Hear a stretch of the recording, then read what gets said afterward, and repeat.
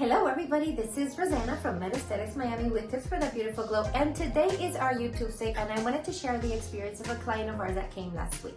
Well, she came because she thought that her skin was sagging, she needed some plumping in her cheeks, some anti-aging, and some textural correction. So what we did is we offered her a treatment plan with our new offerings.